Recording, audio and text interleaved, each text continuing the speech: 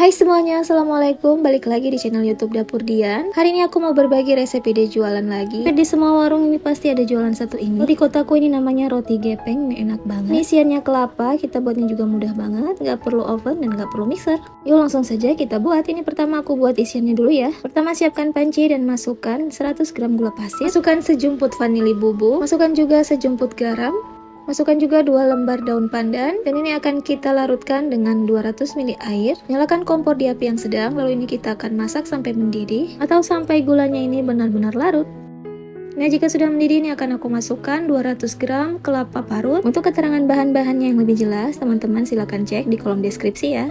Kita aduk-aduk terus sampai kelapanya ini matang atau sampai tekstur airnya ini mengering. Jangan ditinggal, ini kita aduk-aduk terus ya. Nah, kalau gulanya ini sudah menyatu dengan kelapanya dan sudah agak kering seperti ini, kita angkat dan kita sisihkan. Masukkan ke dalam wadah seperti ini dan biarkan terbuka sampai dia dingin ya. Oke, kita sisihkan dulu dan biarkan dingin ya.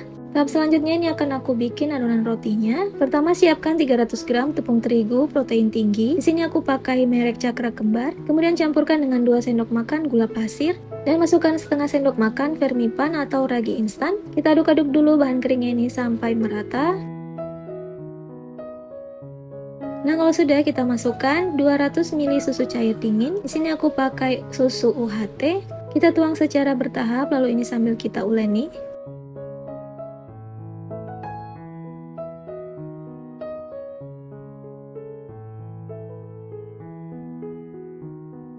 Nah, tahap selanjutnya kita masukkan pewarna pasta pandan. Kita pakai secukupnya saja, lalu ini kita uleni lagi ya. Kalau sudah merata warnanya seperti ini, kita masukkan 1,5 sendok mentega. Dan ini akan kita uleni lagi sampai teksturnya kalis.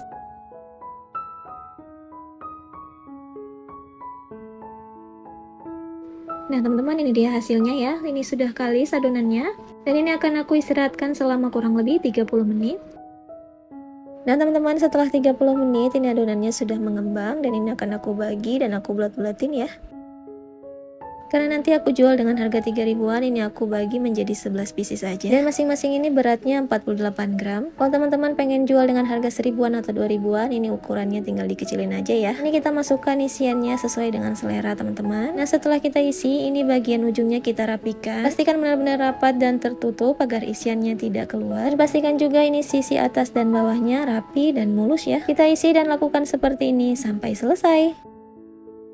Nah teman-teman, ini udah aku isi semuanya. Ini isiannya juga lebih, ini kita bisa masukkan ke dalam kulkas, nanti bisa dipakai lagi ya. Nah setelah itu, ini akan aku istirahatkan dulu sekitar 5 menit. Kalau sudah ini kita panaskan teflon dan kita akan panggang di atas teflon seperti ini. Setelah itu akan aku gepeng-gepengin menggunakan tangan aja seperti ini atau bisa juga pakai spatula. Kemudian ini akan kita bolak-balik terus sampai kedua sisinya ini benar-benar matang. Nah, sambil kita bolak-balik, ini juga sambil kita tekan-tekan atau kita gepengin seperti ini ya.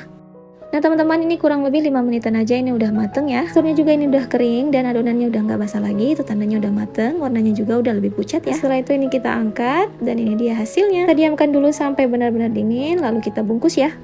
Nah, ini rotinya sudah dingin dan ini akan aku bungkus dengan plastik OPP yang berukuran 10x10. Mau samaan teman-teman bisa cek linknya di kolom deskripsi, kalian tinggal check out aja. Jangan lupa berikan pemanis yaitu stiker label. Mau samaan juga bisa cek di kolom deskripsi ya. Nah teman-teman, ini sudah selesai aku bungkus, ini udah siap untuk dijual. Ini rasanya enak banget, teman-teman wajib cobain di rumah. Aku jual nggak sampai sejam udah ludes karena anak-anak suka banget. Bisa juga dijadiin bekal ke sekolah. Apalagi dititip di kantin sekolah, ini udah pasti laris banget. Selamat mencoba ya, semoga bermanfaat dan sampai jumpa di resep-resep selanjutnya.